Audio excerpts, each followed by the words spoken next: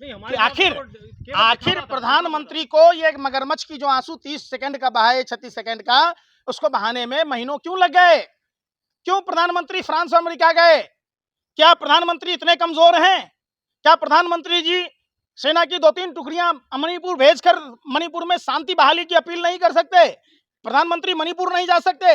जो प्रधानमंत्री नगर निकाय के चुनाव में भी जाकर चुनावी सभाओं को संबोधित करते हैं, जो प्रधानमंत्री जी पूरे विश्व का दौरा कर लेते हैं, आखिर ऐसी क्या मजबूरी है कि प्रधानमंत्री मणिपुर का मौन नहीं बोलते और मणिपुर नहीं जाते? मोदी जी को विदेश जाने पर भी आपको तकलीफ है? अपने मुंह में ला लिया, पहुना के मुंह में छाली, डंका बज रहा है देश में। औरतों को निर्वस्त्र किया गया, जिस योनि से आप जन्म लेते हैं उस योनि को नोचा गया, जिस वक्षस्थल से दूध पीकर आप इतने बड़े हुए उसको खनोचा गया। सोचिए, हम कहते हैं कि आजादी के अमृत महोत्सव काल में जी रहे, ये विषकाल है नरेंद्र मोदी का काल।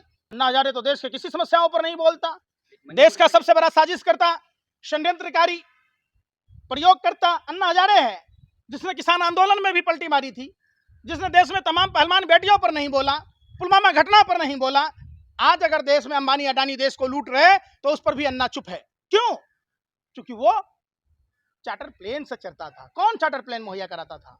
आप पूछिए उस अन्ना से। दामन पे दाग नहीं लगना चाहिए। दामन पर दाग इतने हैं, बरहनी को दूसरा चलनी, जिसको अपना 75 को छेद। आज अन्ना क्यों नहीं बोलता?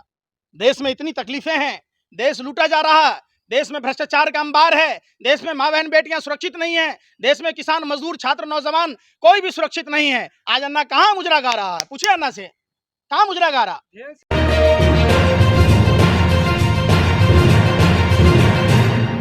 देखिए, राजनीति का सवाल नहीं है।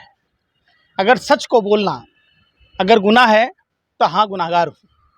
अगर विपक्ष द्वारा सवाल उठाया जाना अगर राजनीति है, देश में बहन बेटियों के ऊपर हुए अत्याचार पर, तो ठीक है, राजनीति सही। आप उस राजनीति का जवाब तो दीजिए कि आप हर चीज को अपने हिसाब से प्रस्तुत करेंगे और लोग उस पर सवाल ना उठाएं, ऐसा नहीं हो सकता ना। आपने मणिपुर घटना की बात ना करके राजस्थान पर सवाल उठाया था, लेकिन आप बताइए ना कि राजस्थान में एफआईआर दर्ज होने में टाइम लगा क्या? मणिपुर में और राजस्थान में फर्क है। भाजपा नेताओं को यह समझना होगा। राजस्थान की सरकार जिन आरोपियों को पकड़ा वो सब भारतीय जनता पार्टी से जुड़े हुए छात्र संगठन एबीवीपी के कार्यकर्ता हैं। और तो और आपके ही पार्टी के विधायक कह रहे हैं कि मणिपुर में जो हिंसा हो रही है वो हिंसा भाजपा के कार्यकर्ताओं के द्वारा है, नेताओं के द्वारा है। तो आप सोचिए, प्रधानमंत्री जी, आपको कार्रवाई भी करनी है तो अपने विधायक पर कार्रवाई कीजिए ना, जिसने नैतिकता के आधार पर आपसे सवाल पूछा है। जब चाइना के घुसपैठ के बारे में तापिर गांव ने सवाल किया था, लोकसभा के मंदिर में, लोकतंत्र के मंदिर में सवाल उठाया था, तब भी आपने कुछ नहीं बोला।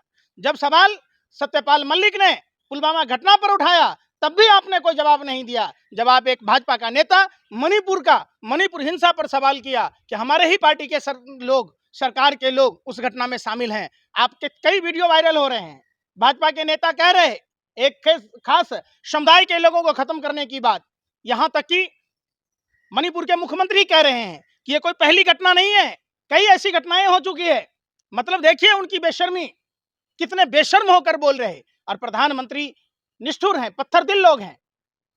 उस महिला के साथ दरिंदगी हुआ जिसके पति ने देश को बचाया, और उसका पति जब भावुक होकर मीडिया के सामने कहता है तो पूरा देश शर्मसार हो जाता है।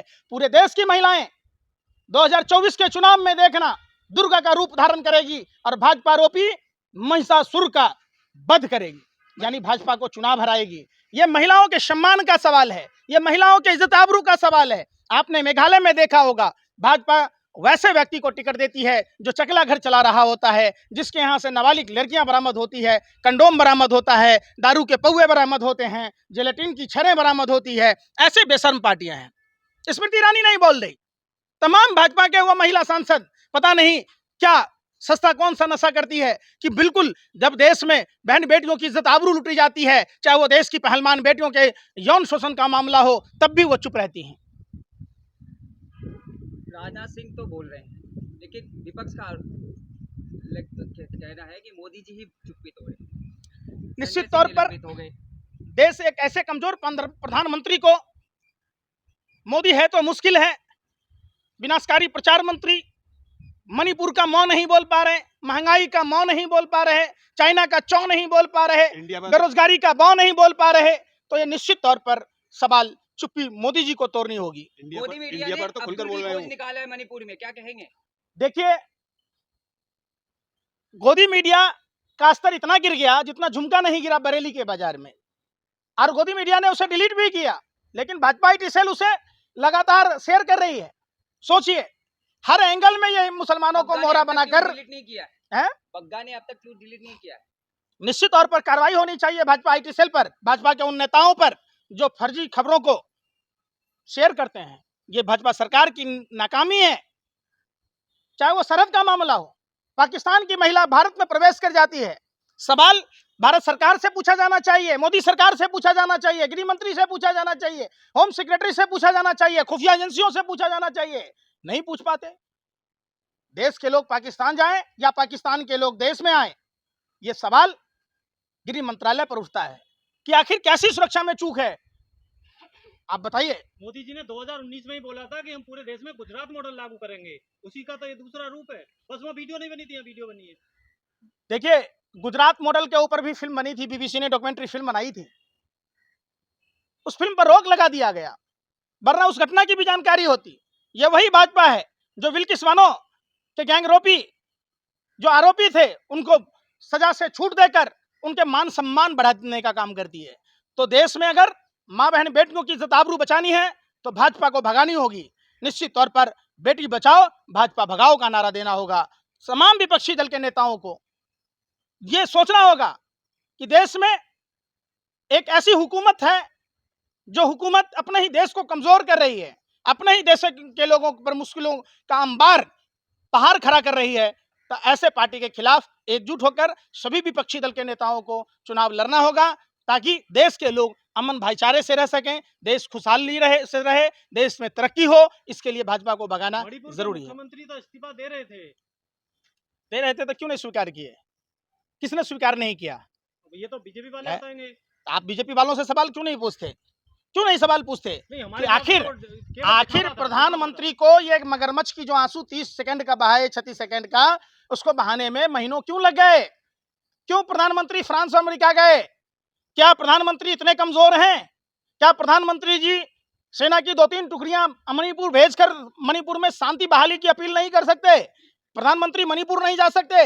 जो प्रधानमंत्री नगर निकाय के चुनाव में भी जाकर चुनावी सभाओं को संबोधित करते हैं, जो प्रधानमंत्री जी पूरे विश्व का दौरा कर लेते हैं, आखिर ऐसी क्या मजबूरी है कि प्रधानमंत्री मणिपुर का मौ नहीं बोलते और मणिपुर नहीं जाते? मोदी जी को विदेश जाने पर भी आपको तकलीफ है? अपने मुंह में लाली या पहुना के मुंह में छाली है। डंका बज रहा है देश में। औरतों को निर्वस्त्र किया गया। जिस योनि से आप जन्म लेते हैं उस योनि को नोचा गया। जिस वक्षस्थल से दूध पीकर आप इतने बड़े हुए उसको खनोचा गया। सोचिए, हम कहते हैं कि आजादी के अमृत महोत्सव काल में जी रहे, ये विषकाल है नरेंद्र मोदी का काल। मोदी जी कह तो रहे हैं कि दुख है और बख्शा नहीं जाएगा। अन्ना हजारे ने भी बोला है कि फांसी होनी चाहिए। अब सोचिए, अन्ना हजारे जाग गए। कब बोला अन्ना हजारे ने? अन्ना हजारे तो देश के किसी समस्याओं पर नहीं बोलता। देश का सबसे बड़ा साजिश करता, षड्यंत्रकारी प्रयोग करता अन्ना हजारे है, जिसने किसान आंदोलन में भी पलटी मारी थी, जिसने देश में तमाम पहलवान बेटियों पर नहीं बोला, पुलवामा घटना पर नहीं बोला। आज अगर देश में अंबानी अडानी देश को लूट रहे तो उस पर भी अन्ना चुप है। क्यों? क्योंकि वो चार्टर प्लेन से चलता था। कौन चार्टर प्लेन मुहैया कराता था? आप पूछिए उस अन्ना से। दामन पे दाग नहीं लगना चाहिए। दामन पर दाग इतने हैं, बरहनी को दूसरा चलनी, जिसको अपना 75 को छेद। आज अन्ना क्यों नहीं बोलता?